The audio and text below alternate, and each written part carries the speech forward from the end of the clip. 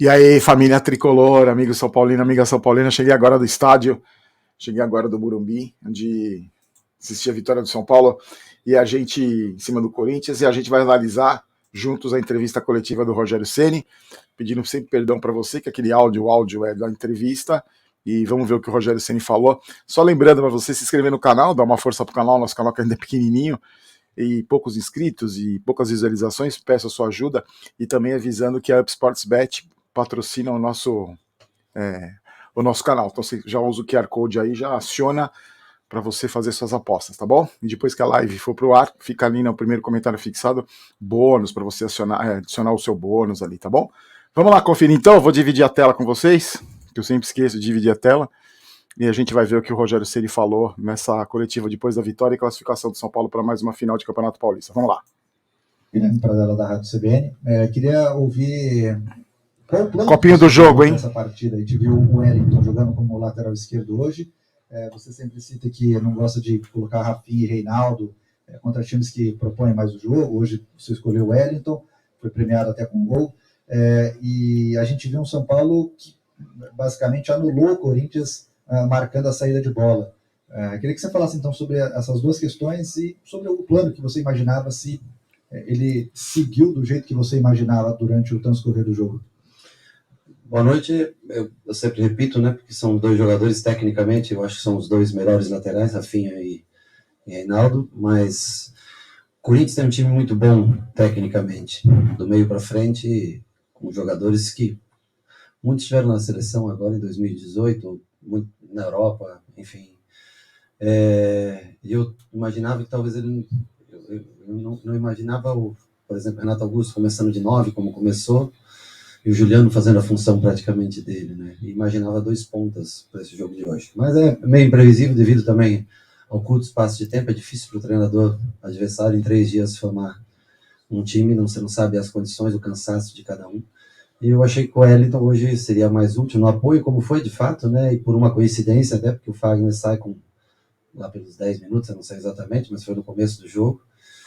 E aí, quando ele coloca mais um zagueiro, acho que se ajustou melhor o jogo pela esquerda, então nisso o Wellington foi importante. E o time marcou bem. Eu acho que dentro do que se sacrificou. Eu acho que os caras lutaram muito numa linha um pouco baixa em algumas vezes. No segundo tempo, sempre foi melhor. No segundo tempo, nós subimos mais a linha, conseguimos espremer um pouco mais o Corinthians, fazendo com que eles rifassem mais a bola. O Corinthians é um time que você não pode deixar muito tempo com a bola, porque eles têm muita qualidade técnica, né? Eu acho que nesse sentido... O time foi bem. O começo do jogo, nervoso, clássico, não foi um jogo bonito no seu começo. No final foi um pouco mais emocionante, um pouco mais ainda. Um pouco mais, Rogério, quase morri. Demos a condição do Corinthians fazer o gol num jogo onde estava tranquilo, naquele momento já estava tranquilo, e aí sofremos até o final.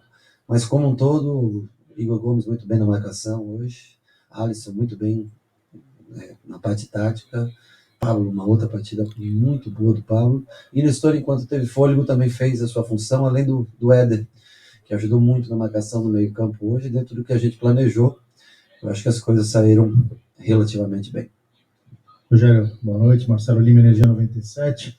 O ano passado, eu me lembro que você fez uma coletiva externando um momento difícil porque passava o clube, etc. e tal, e eu te fiz uma pergunta fazendo uma alusão ao Fortaleza, que você pegou aquele time com menos estrutura que o São Paulo, com menos dinheiro que o São Paulo, e o transformou em um time competitivo. Se era possível você fazer isso, pensando já em 2022, no São Paulo, com as dificuldades naquela época. E você me disse que se você tivesse um elenco equilibrado, sim, você conseguiria fazer um time competitivo. Com as peças que chegaram, com o São Paulo confirmando a sua vaga aí na final do Campeonato Paulista, sim, você conseguiu fazer um time competitivo? Eu acho que competitivo, sim. A diferença entre o Fortaleza e o São Paulo, o Fortaleza era um time sem dinheiro e sem poucas dívidas. Nós temos um time hoje, infelizmente, sem dinheiro para novas contratações ou contratações de expressão. Todos os jogadores que vieram foram jogadores ou em fim de contrato, ou jogadores onde o clube não desembolsou valores por contratações, e sim valores salariais, que aí eu não sei o valor de cada um. Mas a diferença foi essa, que o Fortaleza tinha poucas dívidas, o São Paulo hoje tem muitas dívidas, e a única maneira da gente recuperar um pouco essa situação é lançando muitos jovens que possam, infelizmente, deixar a gente no futuro, mas que possam recompensar o clube e fazer com que o clube entre num trilho de mais organização, de dívidas menores, de poder fazer acerto, como eles já estão tentando se esforçando para isso. Agora, é exprimido, é difícil. Alguns jogadores, como a gente queria, nós não conseguimos trazer. Nós temos hoje, por exemplo, só 3 zagueiros praticamente à disposição, né, com a goleira estando fora. Nós vamos batalhando, eles são trabalhadores, os caras têm muito mérito deles, muito mérito dos jogadores, o que eles estão fazendo dentro de campo, a dedicação, a firmeza, a pegada do time. Era a única maneira que a gente podia vencer o Corinthians, era dessa maneira. Hoje o Corinthians, em matéria de talento, nome, qualidade, experiência, ele tem mais que o São Paulo, mas nós conseguimos igualar isso na força física dentro do jogo. Eu só concordo, eu só não acho que seja só hoje. Para vencer o Corinthians precisava ter pegada, determinação. Para vencer o Corinthians sempre precisa ter a mesma pegada. Por isso que até agora não conseguiu vencer lá, na Arena dos Caras. Porque sempre estava com a pegada menor. Dos últimos clássicos, os últimos 3 clássicos, o São Paulo entrou com essa pegada, essa vontade e ganhou os 3 clássicos. Não é coincidência. Rogério, a grosso modo, não querendo ser injusto, né? O Abel Ferreira recentemente elogiou a postura do São Paulo no último clássico entre as duas equipes aqui no Morumbi, embora o São Paulo tenha saído derrotado. São Paulo se impôs, principalmente na segunda etapa, ficando mais com a bola. Você entende que é possível esse tipo de postura em 2 jogos numa final, como vai acontecer? Ou você entende que aquele gol do Palmeiras no começo interferiu no comportamento das duas equipes? Pode ser analisado das duas maneiras. Eu acho que o Palmeiras tinha mais para bater na gente se o gol não saísse. Não vou mentir para você. Eu acho que o Palmeiras tem repertório para apertar mais tempo durante o jogo. Mostrou isso num jogo competitivo ontem contra o Bragantino. Mostrou isso contra todos os adversários na fase classificatória. É uma equipe formada com vários jogadores, no mínimo 2 jogadores por posição. Então, assim, só tem elogios a fazer, a maneira como joga. É uma equipe mais reativa, mas que quando necessita também jogar, tem Rafael Veiga e Scarpa. Só colocar aí, e Danilo, vamos colocar 3. Estou falando, não vou contar os homens de frente, nada, nem Dudu, nem Rony, quem quer que seja na frente que jogue, né? Mas estou falando de meias construtores, né? Então é uma equipe que tem um repertório bem variado e pode se adaptar com relação ao adversário. Se a gente pode jogar daquela maneira, pode, se for cumprido o regulamento do campeonato, principalmente no jogo. Vamos falar muito sobre isso. Um dia menos, como hoje o Vitor reclamou, e com razão, o Corinthians com 2 dias a menos, e deveria ser levado em consideração, porque faz diferença, é isso mesmo. Nós também estamos com um dia a menos, e se não cumprir o regulamento e jogar no domingo, isso vai interferir mais ainda, porque o Palmeiras estará mais descansado, tem um elenco maior também, e pode ser também beneficiado por esse espaço de tempo. Então, isso são as correções que a gente tem que fazer no futebol para que seja um futebol mais igual, mais parelho, mais justo, né? Agora, nós vamos tentar competir, como nós sempre fizemos. Nós não vamos entregar de maneira nenhuma. Chegamos até aqui e nós vamos brigar com todas as forças. Espero que a direção, na parte política, que a federação cumpra o que foi estipulado de datas, né? E nós daí dentro de campo cabe a gente tentar brigar com uma equipe que acabou de chegar no Mundial Interclubes. Nada mais do que justo e normal, pelo que eles fizeram até hoje nos últimos 2 anos, ser considerado como favorito. Só explicando para você, gente, pelo regulamento da competição é o seguinte: primeira final quarta-feira, segunda final domingo. Acabou, esse é o regulamento. O que o Palmeiras quer fazer? Quer mudar a data porque vai ter show do Maroon 5 no Allianz Parque. Então eles querem mudar a data para poder jogar o segundo jogo em casa. Então agora a gente vai ver o presidente Casares, que apareceu hoje para falar na zona mista ali, falou que tem que cumprir o regulamento, por isso que o Rogério está falando. Vamos ver o poder de bastidores que o São Paulo tem, porque não é nem poder de bastidores, viu, gente? Não é uma coisa que vai ter que usar o poder de bastidores para poder transformar. Não, é cumprir a regra do campeonato.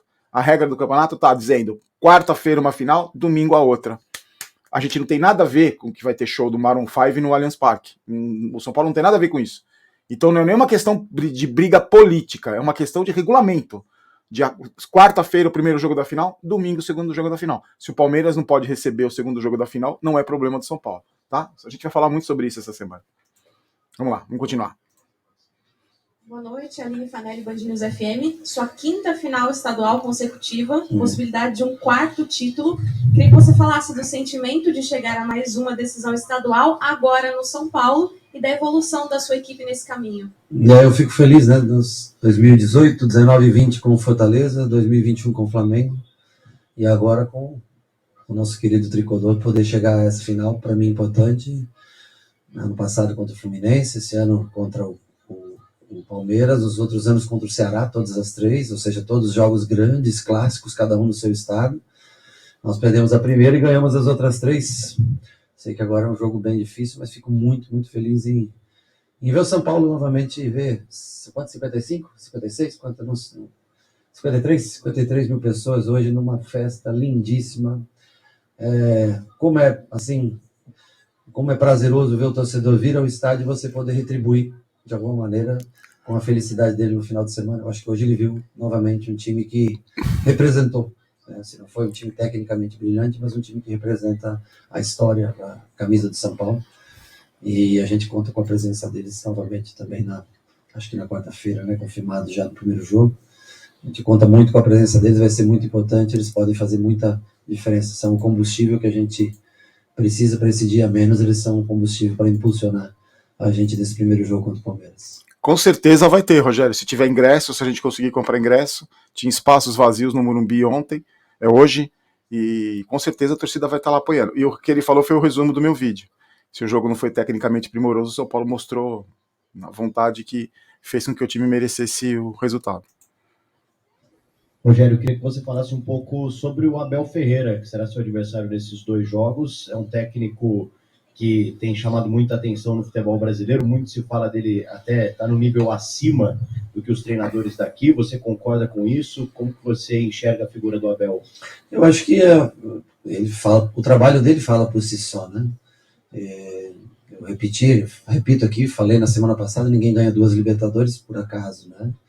Então, ele deve ter as suas qualidades. Eu nunca tive mais enfrentamentos com ele, né? Com o Flamengo, acho que 3 vezes com o Flamengo, não sei, acho que foi. E 5 vezes, né, nos enfrentamos, foram os contatos que nós tivemos, mas sem dúvida nenhuma, é um cara extremamente competente, trabalhador, para montar uma equipe dentro do sistema de jogo, onde tem jogadores que são jogadores experimentados, rodados. Ele tem à disposição material humano para fazer todo tipo de jogo, desde velocidade, construção, o zagueiro jogar com 3 defensores, fazer o terceiro zagueiro com lateral, mas isso também tem muito da criatividade do técnico, né? Eu acho que a gente tem que...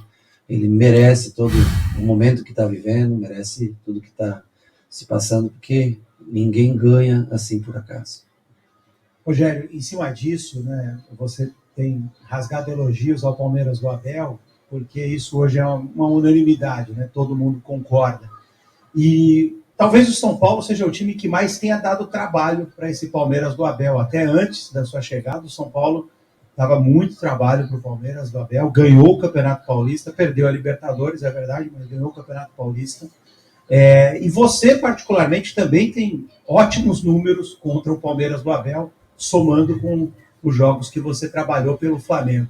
O quanto isso te orgulha mesmo pessoalmente e o quanto isso pode servir como confiança, como combustível aqui dentro do São Paulo para enfrentar de novo o Palmeiras? Na verdade é uma história, 5 jogos é pouco, né, para você pegar como referência de história. Eu acho que são momentos distintos. Ano passado o Palmeiras ele jogou com um time bem misturado a primeira fase toda do campeonato, né?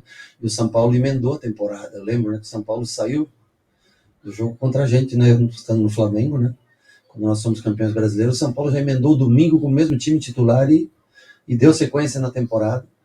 E eu acho que essa foi a chave, né? Gastou um pouco fisicamente para o restante do ano, mas levou a vantagem naquele momento, né? Na sequência da competição que foi o Campeonato Paulista. Esse ano acho que foi um pouco diferente, nós rodamos bastante o elenco, são jogadores, alguns chegaram há pouco tempo, mas nós vamos medir forças na quarta-feira. Esse dia faz diferença, esse dia de recuperação, são 24 horas de diferença de um jogo para outro, né, de distância, num intervalo só de 3 dias, assim como foi com o Corinthians agora, no intervalo de 3 dias, tem que jogar de novo, assim como nós jogamos 5 jogos consecutivos em 3 dias na fase classificatória. Então, eu garanto a você, fisiologicamente, que faz muita diferença num espaço de 3 dias ou 4. Essas 24 horas, elas são muito importantes para a recuperação do jogador.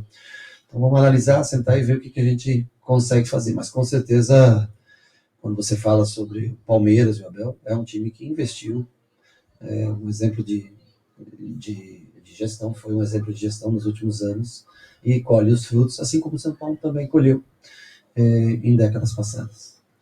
Rogério, boa noite. Você falou bastante aqui da luta, do empenho da equipe, dessa pegada, algo que o torcedor de São Paulo nos últimos anos algumas vezes sentiu falta. Eu queria que você falasse do teu trabalho, o quanto isso foi algo que você buscava, o quanto é fundamental para uma equipe que quer almejar buscar títulos. Eu não sei viver de outra maneira, sabe? Eu, mesmo naqueles times campeões do São Paulo, com muito talento, eram equipes que jogavam dessa maneira, com essa vibração, com essa pegada, né? Então eu não consigo ver o futebol de maneira diferente, né? Os 3 anos em Fortaleza foi assim, né? Um clube que saiu de uma estrutura praticamente do zero para hoje estar jogando contra o River Plate na Libertadores e prestes a ganhar mais um título estadual, prestes. Então, assim, eu vivo futebol, eu entendo que o futebol tem que ser dessa maneira, que o talento, ele é muito importante. O time talentoso, ele ajuda muito. O Flamengo, campeão brasileiro, era um time extremamente talentoso. Mas o talento não faz com que você abra a mão do comprometimento diário, do treinamento, da parte física, da parte tática. O talento é um bônus que vem e que ajuda muito você a vencer. Mas ele não precede o esforço e o trabalho diário. Esse, para mim, é o conceito básico. Se eu trabalhar bastante, quanto mais talento eu tiver, mais chance eu tenho de vencer. E, novamente, se 2 times trabalharem muito, forem muito parelhos, aquele mais talentoso no futebol normalmente vence. Mas não se abre mão do esforço em prol do talento, único, exclusivamente, puramente do talento. Não podia concordar mais. Em todas as suas entrevistas, pelo menos essas últimas, alguém citava: o Rogério está desanimado. O quanto você está animado agora com a final do Paulista e como foi reconquistar o torcedor que ficava meio desconfiado quando você chegou? Bom, primeiro que se só toma pancada, perde jogo, você não pode ficar animado. No passado eu não lembro, mas nós tiramos o São Paulo do rebaixamento, se eu não me engano, só com 5 vitórias em 12 ou 13 jogos. Foi alguma coisa assim, né? Aliás, o São Paulo só tinha ganho 6 jogos quando nós tínhamos chegado na 25ª, 24ª, 26ª, não sei, rodada, né? Faltavam poucas, mas nós conseguimos fazer o que foi proposto, que era não deixar o time cair. Mas foi assim, pesado. Horrível. Nós não fizemos nada de tão diferente, tão especial. Eu acho que o que torna diferente o trabalho desse ano é que há algo, né, especial nos últimos jogos, aí eu não sei, mas acho que nós só perdemos o jogo do Palmeiras, aí, né, nesses últimos 10, 12 jogos. 12, não sei quantos, mas assim, ou seja, há motivos para você estar mais animado, né? Ninguém consegue dar risada e estar feliz com derrotas. Quem trabalha no time do tamanho do São Paulo não pode. Então, hoje é lógico que a gente sempre está mais animado. Você veio aqui depois de uma semifinal, de uma quartas, onde nós viramos um jogo que, né, 4-1, mas que começou difícil. Hoje, um jogo que estava definido praticamente, nós o tornamos difícil. E você vem sempre com mais ânimo, mais vontade para se tratar. Deixa eu só interromper, por favor, 1 segundo. A segunda vez que ele fala que nós deixamos o jogo difícil. Você imagina a dura que o Jandrei vai levar? Você imagina? Fique imaginando. Eu imagino que ele vai levar uma bronca, o Jandrei, com justiça, com razão.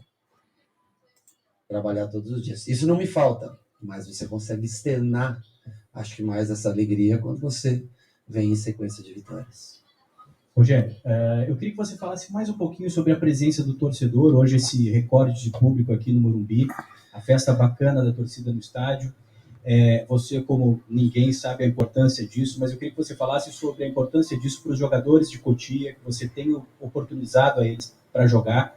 O que influencia também nos jogadores mais experientes? Porque, assim, no momento que o Luciano sentou no banco, ele cutucou o Patrick e disse assim, ó, até aquele cantinho que normalmente não tem ninguém, hoje está cheio. Eu quero jogar, cara. Hoje eu quero jogar.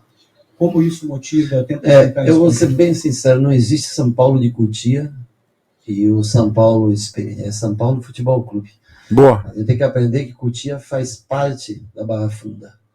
Não são dois times diferentes, que muitas vezes eu já vi aqui um time de Cotia, aqui é São Paulo Futebol Clube. Exatamente, O máximo boa. de jogadores jovens que puder jogar e tiver talento, vai jogar. Sensacional, Precisa boa. também desenvolver jogadores mais fortes, jogadores que possam... Tem muito jogador talentoso, como é Nestor, mas Thales, que entrou hoje no jogo, que tem o mesmo estilo de jogo. Então, assim, a gente tem que ir para Cotia. Cotia faz parte do São Paulo. E tem que inserir... não, porque os meninos da base... Não, o São Paulo Futebol Clube, que joga quem tiver numa situação que eu acho que seja mais cabível para o jogo. Adorei a resposta. É isso. Antes do jogo, né? O nosso João Lima, ele falou, eu quero jogar e tal, né? E eu sabia que ele ia jogar, porque eu já tinha mais ou menos, esperava de 50 a 60 minutos do Éder, para daí colocar o Luciano. Minha dúvida era se ele conseguiria fazer a função, porque o Luciano jogou, acho que 80 ou 82 minutos no jogo passado. Então estava um pouco pesado para ele. E eu achei que ele conseguiria entrar já na fase final e flutuar bastante ali entre linhas e facilitar até a marcação, em tese, do Duqueiroz, que era o primeiro volante, né, do Corinthians hoje. Apesar de eles terem alternado muito, Juliano, Renato, Duqueiroz, todos rodaram por ali para tentar dificultar o encaixe de marcação, né? E ele entrou e ele, lógico, ele está sempre querendo, aqui todo mundo quer jogar, e eu fico feliz que todo mundo queira, fico triste por não conseguir dar a oportunidade a todos, mas o fato de chegar à final estabelece também uma próxima conversa com a direção, porque existem os 2 jogos da finais e existe na quarta-feira já o início de uma Sul-Americana com uma viagem muito longa. Então, no meu modo de ver, nós temos que sentar e conversar para ver o que é importante, né? Porque o mesmo time não se joga. E eu acho que aí vai ter oportunidade, esse rodízio que foi feito durante todo o Campeonato Paulista vai ser útil para esse início, apesar que a Sul-Americana é uma competição que só dá uma vaga entre os 4, diferente de uma Copa Libertadores que te dá 2 vagas entre os 4. E um erro, às vezes, no primeiro jogo pode ser fatal. Mas nós vamos ter que pensar com relação a isso, conversando com a direção, vendo quais são as prioridades, para ver o que é possível fazer entre as 2 ou até as 3 competições, porque já no domingo se inicia o Campeonato Brasileiro também. Achei que surpresa, ninguém perguntou do Jandrei. Eu achei que fossem perguntar do Jandrei. Tá acabando já a entrevista, ninguém perguntou. Mas fico feliz de ter as datas cheias, sabe? Quarta, domingo. E a torcida, perguntou sobre a torcida, acho que eu não falei, acabei não falando. Eu tinha falado antes, falei. Pra gente cara, entrar no Morumbi, vai escurecendo agora, final do dia, hoje dá um dia mais. É sempre especial ver casa cheia. Morumbi cheio é algo que, para quem já jogou noite de Libertadores aqui no Morumbi, com 70, 80 mil pessoas, eu já quando garoto, assisti jogo aqui com 104 mil pessoas. Cara, o Morumbi, ele fala por si só. E a gente espera novamente que o torcedor São Paulino na quarta-feira compareça em peso, porque ele pode fazer a diferença que o Palmeiras talvez hoje esteja um pouco à frente do São Paulo, ele pode igualar essa diferença. Rogério, seria a última, desculpa. Fique à vontade. Hoje faz exatos 11 anos do 100º gol de falta. É claro que aquele goleiro mudou, o batedor mudou, tudo mudou, mas ainda é o mesmo rival. Isso, além do papo de torcedor, entra no vestiário também, isso de alguma forma é um incentivo para o jogador. A história que você construiu é passada do técnico para aquele momento antes de entrar em campo? Eu acho que não, nós até evitamos hoje de falar isso, porque você acaba dando combustível para um adversário, tá entendendo? Então, isso é parte da história, fica registrado, porque para mim, ao menos, é um momento importante, tenho certeza que para o torcedor também. Eu acho que só fica registrado também pelo tamanho do Corinthians. Se fosse um outro time qualquer, não teria o mesmo peso. Se passaria 11 anos de qualquer outro gol aí, e não seria lembrado, mas foi o gol 100 contra um grande adversário, que continua ainda, sempre jogando jogos parelhos e dando muito trabalho pra gente, e culminou com, 11 anos depois, vencer um jogo importante em Barueri. Hoje, 11 anos depois, acabamos, 2011, 2022, passaram-se 11 anos e conseguimos mais uma vez fazer um grande jogo e jogar contra um grande rival e colocar o São Paulo na final. Sejamos então com o técnico. Bom, gente, o que eu quero falar para vocês bem rapidinho é o seguinte. O Rogério Ceni conseguiu evoluir com o time, com as contratações, beleza. Mas para mim, a grande mudança do São Paulo aconteceu, eu vou repetir, quando o Rogério Ceni cobrou os acomodados. os acomodados que estavam dentro de campo, os acomodados que estavam na direção, os acomodados que estavam no CT da Barra Funda. Quando ele coloca o dedo na ferida, que é um cara que tem respaldo, história e coragem para fazer isso, as coisas efetivamente mudam no São Paulo. Quando ele vai cobrar jogador que não finaliza, quando ele vai cobrar jogador que vai embora em meia da fisioterapia, quando ele reclama da água da piscina, ele põe todo mundo para se coçar. Todo mundo para se coçar. E bater de frente com esse cara é difícil, é complicado, ainda mais dentro do São Paulo. Para mim, esse é o resumo. Forte abraço. Amanhã eu espero você no Barolo Vídeos. Amanhã tem, aqui no Boteco do Barolo, às 3 da tarde, sorteio da Copa do Brasil, vamos fazer ao vivo. Tem vídeo meio-dia com os melhores momentos do jogo e vídeo à noite já pensando na final, tá bom? Fiquem com Deus, forte abraço, tchau, tchau.